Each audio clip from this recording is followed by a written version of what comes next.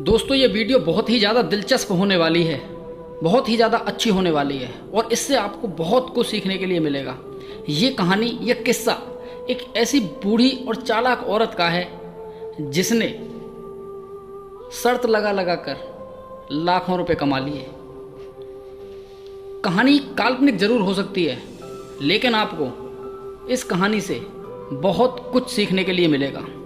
बस आप वीडियो को और इस कहानी को अंत तक सुनना, इससे आपको बहुत ज़्यादा मोटिवेशन, बहुत ज़्यादा नॉलेज मिलने वाली है। और मैं शुरू करता हूँ एक आज ऐसा किस्सा जिसको सुनकर आपको यार बहुत ज़्यादा मज़ा भी आएगा। ये किस्सा एक ऐसी बूढ़ी औरत का है जो बहुत ही ज़्यादा चालाक है और बहुत ज़्यादा समझदार है। तो आइए दोस्तों शुरू करते हैं। एक औरत थी जिसकी एज करीब 70 से 80 वर्ष के बीच में थी।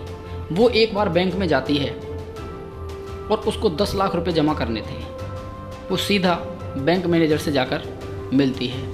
जब बैंक मैनेजर उससे पूछता है कि आपके पास इतना सारा पैसा कहाँ से आया, आपने इतना सारा पैसा कैसे कमाया, तो उस बूढ़ी औरत ने मैनेजर से बोला कि मैं इतना सारा पैसा शर्त लगाकर कमाती हूँ। शर्त झूठी हो या सच्ची, लेकिन शर्त मैं ही जीतती हूँ। इस बात को सुनकर बैंक के मैनेजर को विश्वास नहीं हुआ। वो बुढ़िया से बोला कि तुम कोई भी शर्त मुझसे लगाकर और उसे जीत कर दिखाओ तो मैं विश्वास कर दूंगा। तो बुढ़िया बोली कि ठीक है, मैं कल तुम्हारे पास में आऊँगी और मैं तुम्हारे साथ में 1 लाख रुपए की शर्त लगाती हूँ और मैं इस बात को सिद्ध कर दूंगी कि तुमने जो सर पर ये बाल लगाए हुए हैं ये नकली बाल हैं, तुमने विग पहन रखी है। तो मैनेजर तो ऐसा कोई विग पहना ही नहीं था, उसके तो ओरिजिनल बाल थे, उसके पास कोई विग नहीं थी। तो मैनेजर को लगा कि बुढ़िया कल 1 लाख रुपए की शर्त पक्का हारने वाली है।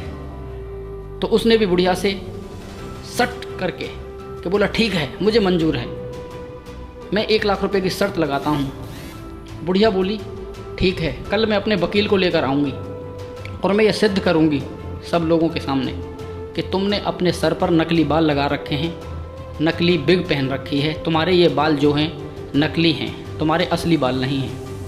मैनेजर राजी हो जाता है, बुढ़िया अपने घर चली जाती है और अगले दिन बुढ़िया वकील को लेकर आती है। वकील सामने खड़ा था, मैनेजर चेयर पर बैठा था और भी बहुत सारे लोग थे। तो बुढ़िया आकर तुरंत सबसे पहले मैनेजर के बालों को खींचने लगती है, कभी इधर साइड से कभी इधर साइड से। 2 मिनट तक लगातार बालों को खींचती है, लेकिन एक भी बाल नहीं उखड़ता है। 2 मिनट और खींचती है, एक भी बाल नहीं उखड़ता है। इस बात को देखकर मैनेजर तो समझ जाता है कि अब तो बुढ़िया शर्त हारने वाली है, लेकिन वहाँ पर जो वकील खड़ा था ये सब कुछ देख रहा था अपनी आँखों से।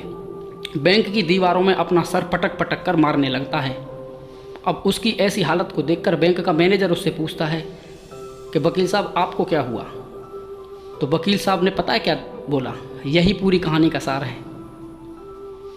वकील बोला कि इस बूढ़ी औरत ने कल मुझसे 5 लाख रुपए की शर्त लगाई थी और मुझसे इसने ये बोला था कि मैं तेरे सामने 10 और लोगों के सामने बैंक मैनेजर के बाल खींचूंगी और 5 लाख रुपए की शर्त थी, और आज मैं ये शर्त हार गया क्योंकि आज इसने सब लोगों के सामने और मेरे सामने आपके बाल खींच लिए। मैं 5 लाख रुपए की शर्त हार गया। दोस्तों, मैनेजर तो 1 लाख रुपए की शर्त जीत गया, लेकिन जो बुढ़िया थी उसने वकील से 5 लाख रुपए जीते, तो 4 लाख उसे फिर भी बचे।